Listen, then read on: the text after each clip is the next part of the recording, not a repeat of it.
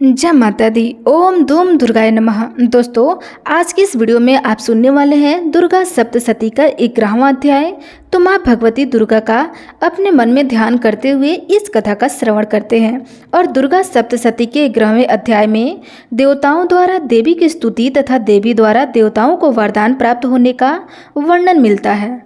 ऋषि कहते हैं, देवी के द्वारा वहां महादैत्यपति शुंभ के मारे जाने पर इंद्र आदि देवता अग्नि को आगे करके उन कात्यायनी देवी की स्तुति करने लगे। अभीष्ट की प्राप्ति होने पर उनके मुख कमल दमक उठे थे और उनके प्रकाश से दिशाएं भी जगमगा उठी थी। तब देवता बोले, शरणागत की पीड़ा दूर करने वाली देवी हम पर प्रसन्न होइए। संपूर्ण जगत की माता प्रसन्न होइए। विश्वेश्वरी, विश्व की रक्षा करो। देवी, तुम ही चराचर जगत की अधिष्ठात्री देवी हो। तुम इस जगत का एकमात्र आधार हो, क्योंकि पृथ्वी स्वरूप में तुम्हारी स्थिति है। देवी, तुम्हारा पराक्रम अलंघनीय है। तुम ही जल रूप में स्थित होकर संपूर्ण जगत को तृप्त करती हो। तुम अनंत बल संपन्न वैष्णव की शक्ति हो। इस विश्व की कारणभूता परामाया हो। देवी, तुमने इस समस्त जगत को मोहित कर रखा है। तुम्हें प्रसन्न होने पर इस पृथ्वी पर मोक्ष की प्राप्ति कराती हो। देवी, तुम संपूर्ण विद्याएं तुम्हारे ही भिन्न भिन्न रूप है। जगत में जितनी स्त्रियां हैं वे सब तुम्हारे ही मूर्ति है। जगदम्बे, एकमात्र तुम में ही इस विश्व को व्याप्त कर रखा है। तुम्हारी स्तुति क्या हो सकती है? तुम तो स्तवन करने योग्य पदार्थों में परे एवं परावाड़ी हो। जब तुम सर्वस्वरूपा देवी स्वर्ग तथा मोक्ष प्रदान करने वाली हो, तब इसी रूप में तुम्हारी स्तुति हो गई। तुम्हारी स्तुति के लिए इससे अच्छी उक्तियां और क्या हो सकती है? बुद्धि रूप से सब लोगों के हृदय में विराजमान रहने वाली तथा स्वर्ग एवं मोक्ष प्रदान करने वाली नारायणी देवी, तुम्हें नमस्कार है। कला काष्ठा आदि के रूप से क्रमशः परिणाम अवस्था परिवर्तन की ओर ले जाने वाली तथा विश्व का उपसंहार करने एकमात्र तुमने ही इस विश्व को व्याप्त कर रखा है। तुम्हारी स्तुति क्या हो सकती है? तुम तो स्तवन करने योग्य पदार्थों से परे एवं परावाड़ी हो। जब तुम सर्वस्वरूपा देवी स्वर्ण तथा मोक्ष प्रदान करने वाली हो, तब इसी रूप में तुम्हारी स्तुति हो गई। तुम्हारी स्तुति के लिए इससे अच्छी उक्तियां और क्या हो सकती है? बुद्धि रूप से सब लोगों के हृदय में विराजमान रहने वाली तथा स्वर्ग एवं मोक्ष प्रदान करने वाली नारायणी देवी, तुम्हें नमस्कार है। कला काष्ठा आदि के रूप से क्रमशः परिणाम अवस्था परिवर्तन की ओर ले जाने वाली तथा विश्व का उपसंहार करने में समर्थ नारायणी, तुम्हें नमस्कार है। नारायणी, तुम सब प्रकार का मंगल प्रदान करने वाली मंगलमयी हो। कल्याणदायिनी शिवा हो। सब पुरुषार्थों को सिद्ध करने वाली शरणागत स्वल्य 3 नेत्रों वाली एवं गौरी हो। तुम्हें नमस्कार है। तुम सृष्टि पालन और संहार की शक्तिभूता सनातनी देवी, गुणों का आधार तथा सर्वगुणमयी हो। नारायणी, तुम्हें नमस्कार है। शरण में आए हुए दीनों एवं पीड़ितों की रक्षा में संलग्न रहने वाली तथा सबकी पीड़ा दूर करने वाली नारायणी देवी, तुम्हें नमस्कार है। नारायणी, तुम ब्राह्मणी का रूप धारण करके हंसों से जुते हुए विमान पर बैठती तथा कुछ मिश्रित जल छिड़कती रहती हो। तुम्हें नमस्कार है। महेश्वरी रूप से त्रिशूल, चंद्रमा एवं सर्प को धारण करने वाली तथा महान वृषभ की पीठ पर बैठने वाली नारायणी देवी, तुम्हें नमस्कार है। मोरों और मुर्गों से घिरी रहने वाली तथा महाशक्ति धारण करने वाली कौमारी रूप धारणी निष्पाप में नारायणी, तुम्हें नमस्कार है। शंख, चक्र, गदा और स्वर्ण धनुष रूप उत्तम आयुधों को धारण करने वाली वैष्णवी शक्ति रूप नारायणी, तुम प्रसन्न हो। तुम्हें नमस्कार है। हाथों में भयानक महाचक्र लिए और दाढ़ों पर धरती को उठाए वराही रूप धारणी कल्याणमयी नारायणी, तुम्हें नमस्कार है। भयंकर नरसिंह रूप से दैत्यों के वध के लिए उद्योग करने वाली तथा त्रिभुवन की रक्षा में संलग्न रहने वाली नारायणी, तुम्हें नमस्कार है। मस्तक, किरीट और हाथों में महाव्रज धारण करने वाली सहस्त्र नेत्रों के कारण उच्छित दिखाई देने वाली और वृक्षासुरों के प्राणों का उपसंहार करने वाली इंद्र शक्ति स्वरूपा नारायणी देवी, तुम्हें नमस्कार है। शिव दूतनी रूप से दैत्यों की महती सेना का संहार करने वाली भयंकर रूप धारण तथा विकट गर्जना करने वाली नारायणी, तुम्हें नमस्कार है। दाढ़ों के कारण विकराल मुख वाली मुंड मर्दनी चामुंड रूपा नारायणी, तुम्हें नमस्कार है। लक्ष्मी, रज्जा, महाविद्या, श्रद्धा, पुष्टि, स्वधा, ध्रुवा, महारात्रि तथा महाअविद्या रूपा नारायणी, तुम्हें नमस्कार है। मेधा, सरस्वती, वरा, श्रेष्ठा भूति, ऐश्वर्य रूपा वाभ्रवी भूरे रंग की अथवा पार्वती, तामसी, महाकाली, नियता, स्वयं परायणा तथा ईसा सबकी अधीश्वरी रूपिणी नारायणी तुम्हें नमस्कार है। सर्वस्वरूप सर्वेश्वरी तथा सब प्रकार की शक्तियों से संपन्न दिव्य रूप से देवी सब भयों से हमारी रक्षा करें, आपको नमस्कार है। कात्यायनी, यह 3 लोचों से विभूषित तुम्हारा सौम्य मुख सब प्रकार के भयों से हमारी रक्षा करें, तुम्हें नमस्कार है। भद्रकाली, ज्वाला के कारण विकराल प्रतीत रहने वाली, अत्यंत भयंकर और समस्त असुरों का संहार करने वाली तुम्हारा त्रिशूल भय से हमें बचाए, तुम्हें नमस्कार है। देवी, जो अपनी ध्वनि से संपूर्ण जगत को व्याप्त करके दैत्यों के तेज नष्ट किए देता है, वह तुम्हारा घंटा हम लोगों की पापों से उसी प्रकार रक्षा करे जैसे माता अपने पुत्रों की बुरे कर्मों से रक्षा करती है।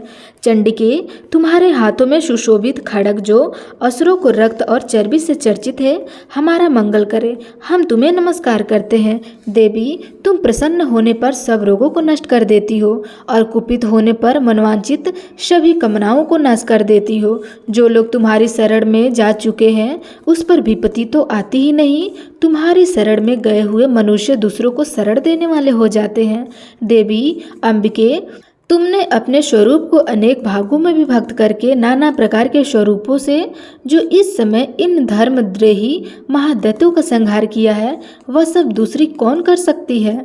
विद्याओं में ज्ञानों को प्रकाशित करने वाली शास्त्रों में तथा आदि वाक्यों वेदों में तुम्हारे सिवा और किसका वर्णन है, तथा तुमको छोड़कर दूसरी ऐसी कौन शक्ति है जो इस विवश को अज्ञान में घोर अंधकार से परिपूर्ण ममता रूपी गोड़ में निरंतर भटकती रहती हो। जहाँ राक्षस, जहाँ भयंकर विष वाले सर्प, जहाँ शत्रु, जहाँ लुटेरों की सेना और जहाँ दवानल हो, वहाँ तथा समुद्रों के बीच में भी साथ रहकर तुम विश्व की रक्षा करती हो। विश्वेश्वरी, तुम विश्व का पालन करती हो, विश्व स्वरूपा हो, इसलिए संपूर्ण विश्व को धारण करती हो। तुम भगवान विश्वनाथ के भी वंदनीय हो। जो लोग भक्ति पूर्वक तुम्हारे सामने मस्तक झुकाते हैं वे संपूर्ण विश्व को आश्रय देने वाले हो जाते हैं। देवी प्रसन्न होइए, जैसे इस समय असुरों का वध करके तुमने शीघ्र ही हमारी रक्षा की, उसी प्रकार सदा हमें शत्रुओं के भय से बचाओ। संपूर्ण जगत का पाप नष्ट कर दो और उत्पात एवं पापों के फलस्वरूप प्राप्त होने वाली महामारी आदि बड़े बड़े उपद्रवों को शीघ्र दूर करो। विश्व की पीड़ा दूर करने वाली देवी, हम तुम्हारे चरणों पर पड़े हुए हैं, हम पर प्रसन्न हो। त्रिलोक निवासियों की पूजनीय परमेश्वरी, सब लोगों को वरदान दो। तब देवी बोली, देवताओं, मैं वर देने को तैयार हूँ, तुम्हारे मन में जिसकी जितनी इच्छा हो वह वर मांग लो, संसार के लिए उस उपकारक वर को मैं अवश्य दूंगी। तब देवता बोले, सर्वेश्वरी, तुम इसी प्रकार तीनों लोकों की समस्त बाधाओं को शांत करो और हमारे शत्रुओं का नाश करती रहो। तब देवी बोली, देवताओं, वेवत्स मनवंतर के 28वें युग में शुंभ और निशुंभ नाम के 2 अन्य महादैत्य उत्पन्न होंगे। तब मैं नंद गोप के घरों में उनकी पत्नी यशोदा के गर्भ से प्रेरित होकर विंध्याचल में जाकर रहूंगी और उक्त दोनों असुरों का नाश करूंगी। फिर अत्यंत भयंकर रूप से पृथ्वी पर अवतार लेकर मैं वैप्रचित नाम से दानवों का वध करूंगी। उन भयंकर महादैत्यों को भक्षण करते समय मेरे दांत अनार के फूल की भांति लाल हो जाएंगे। तब स्वर्ग में देवता और मृत्युलोक में मनुष्य सदा मेरी स्तुति करते हुए मुझे रक्तदंती कहेंगे।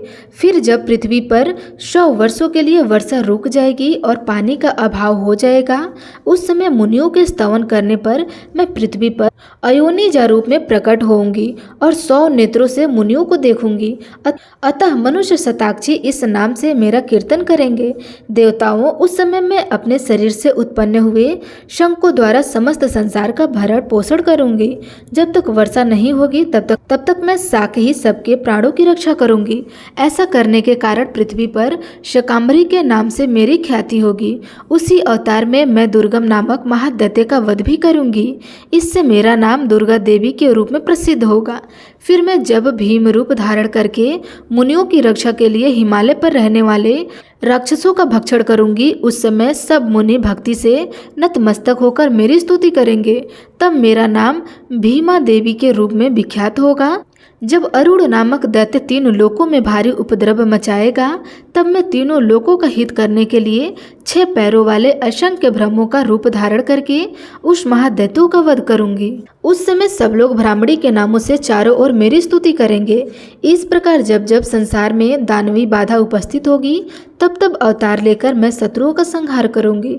इस प्रकार श्री मार्कंडेय पुराण में श्रावणिक मनवंतर की कथा के अंतर्गत देवी महात्मा में देवी स्तुति नामक 11वां अध्याय पूर्ण हुआ और इसके आगे के अध्याय आप कल की कथा में सुनेंगे। कल 12वां और 13वां अध्याय होगा और आगे भी आपको वीडियो समय पर मिलती रहेगी। तो प्रेम से बोलिए नौ दुर्गे माता की जय। प्रिय श्रोताओं, अब आइए श्रवण करते हैं माँ कात्यायनी की संपूर्ण कथा। आज चैत्र नवरात्रि का 6वां दिन है और आज के दिन देवी कात्यायनी की पूजा अर्चना की जाती है। देवी कात्यायनी का तेज सहस्त्र सूर्य को भी परास्त करने वाला है। उनकी 18 भुजाएं हैं, जिनमें यह भिन्न भिन्न प्रकार के अस्त्र शस्त्र धारण करती हैं। लेकिन आखिर उनका उद्भव किस उद्देश्य से हुआ था, तो चलिए आज शारदीय नवरात्रि के उपलक्ष्य में सुनते हैं देवी कात्यायनी के संदर्भ में एक विशेष पौराणिक कथा। पृथ्वी पर एक अत्यंत बलवान राक्षस रहता था, जिनका नाम था महिषासुर। अमृतों का वरदान प्राप्त करने के लिए उसने ब्रह्मा जी को प्रसन्न करने हेतु हजारों वर्षों तक कठोर तपस्या की। अंततः ब्रह्मा जी महिषासुर के तप से प्रसन्न हुए और उनके समक्ष प्रकट हो गए। उससे वरदान मांगने के लिए कहा। पहले तो महिषासुर ने अमर होने की इच्छा रखी, लेकिन ब्रह्मा जी ने उन्हें समझाया कि यह उनके अधिकार में नहीं है, क्योंकि जिनका जन्म हुआ है उसकी मृत्यु भी निश्चित है और स्वयं ब्रह्मा जी भी अमर नहीं है। ब्रह्मा जी ने महिषासुर से कुछ और वरदान मांगने के लिए कहा। इस बात पर महिषासुर ने कुछ सोचते हुए कहा। उसने कहा, हे ब्रह्मदेव, आप मुझे यह वरदान दे कि कभी भी किसी भी पुरुष के हाथों मेरी मृत्यु ना हो, केवल एक स्त्री ही मेरा वध कर सके। ब्रह्मा जी ने तुरंत ही महिषासुर को वरदान प्रदान कर दिया, लेकिन यहाँ पर महिषासुर ने एक भारी भूल की थी। उसने यह सोच लिया कि स्त्री तो सदैव निर्बल होती है, भला एक स्त्री उसका क्या बिगाड़ लेगी। और इसके बाद तो जैसे महिषासुर ने तीनों लोगों को हाहाकार मचा दिया। सभी देवतागण युद्ध में उससे परास्त होकर स्वर्गलोक छोड़ने को विवश हो गए। आखिर अब इस राक्षस का अंत कैसे होगा, सभी देवतागण इस पर विचार विमर्श करने लगे। यहाँ तक कि भगवान शिव और भगवान विष्णु ने भी महिषासुर से युद्ध किया था, लेकिन ब्रह्मा जी के वरदान के कारण वे भी उन्हें परास्त नहीं कर पाए। उनके बाद सभी देवी देवता एकत्रित होकर तीनों के समक्ष प्रार्थना करने के लिए गए, जिस पर इस संपूर्ण ब्रह्मांड का कार्यभार है। जैसा कि ब्रह्मादेव ने महिषासुर को वरदान दिया था कि उनकी मृत्यु केवल स्त्री के हाथों में हो सकती है, तो त्रिदेव ने सोचा कि क्यों न एक शक्तिशाली स्त्री को उत्पन्न किया जाए जो कि महिषासुर का वध कर सके। सभी देवता भी सुझाव में सहमत हो गए और इसके बाद ब्रह्मा, विष्णु और महेश ने अपनी शक्तियों को मिलाकर एक दिव्य और अलौकिक स्त्री को उत्पन्न किया। स्त्री का रूप अत्यंत भयंकर और तेजस्वी था। वह सिंह पर सवार थी। सभी देवताओं ने इस दिव्य स्त्री को अमोघ आशीर्वाद प्रदान किया और स्त्री का नाम था देवी कात्यायनी। युद्ध में जाने से पूर्व सभी देवताओं ने माता कात्यायनी को दिव्य अस्त्र शस्त्र प्रदान किए। भगवान शिव ने उन्हें अपना त्रिशूल दिया, तो वही भगवान विष्णु ने सुदर्शन चक्र दिए। ब्रह्मादेव ने उन्हें एक जल पात्र और माला प्रदान की, तो वरुण देव ने उन्हें एक शंख दिया। देवराज इंद्र ने उन्हें अपना वज्र प्रदान किया और वायुदेव ने एक दिव्य धनुष दिया। अग्निदेव ने उन्हें एक दिव्य बाण प्रदान किया और सूर्यदेव ने एक तरकस। माता कात्यायनी ने कुबेर से एक विशाल गदा प्राप्त की और यमराज से एक दिव्य तलवार और ढाल। विश्वकर्मा ने उन्हें युद्ध में प्रयोग करने के लिए एक कुल्हाड़ी दी और इस प्रकार सभी देवी देवताओं के आशीर्वाद से संपन्न होकर देवी कात्यायनी ने महिषासुर को युद्ध के लिए चुनौती दे दी। दोनों के बीच एक भीषण युद्ध छिड़ गया, जो कई दिनों तक चलता रहा और अंत में देवी कात्यायनी ने महिषासुर का सिर धड़ से अलग कर दिया और उसका अंत करके देवताओं को उसके आतंक से मुक्ति प्रदान की। स्त्री को साधारण और अबला समझने वाला महिषासुर एक दिव्य स्त्री के हाथों ही मारा गया और इस प्रकार देवी कात्यायनी ने अपने जीवन का उद्देश्य पूर्ण किया। शारदीय नवरात्रि के छठवें दिन इन्हीं देवी कात्यायनी की पूजा और उपासना की जाती है। इसके लिए सबसे पहले सुबह जल्दी उठकर स्नान इत्यादि से स्वच्छ होना चाहिए। तत्पश्चात एक स्वच्छ आसन पर देवी का विग्रह अथवा चित्र रखें। माता कात्यायनी की पूजा में सम्मिलित होने के लिए लाल अथवा पीले रंग के वस्त्र ही धारण करने चाहिए। आदर्श माना जाता है। उनकी आराधना के लिए गोधूली बेला का समय शुभ माना जाता है।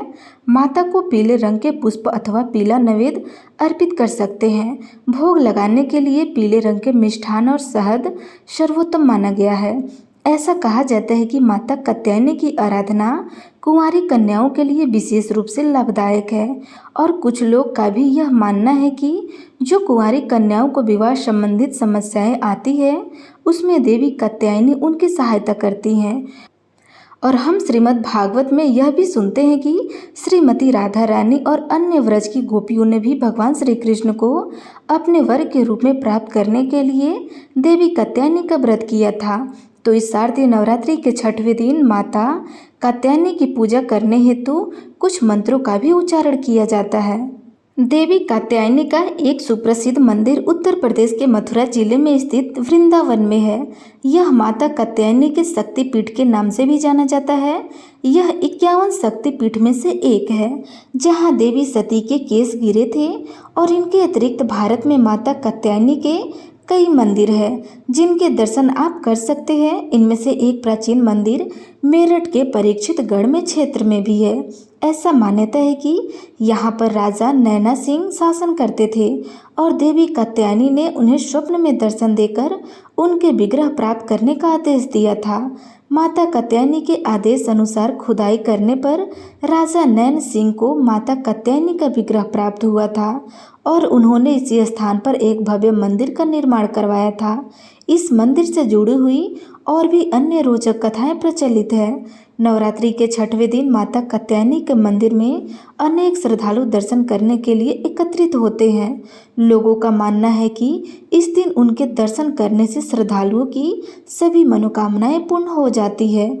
तो ये थी शारदीय नवरात्रि के उपलक्ष्य में छठवें दिन पर देवी कात्यायनी की पौराणिक कथा।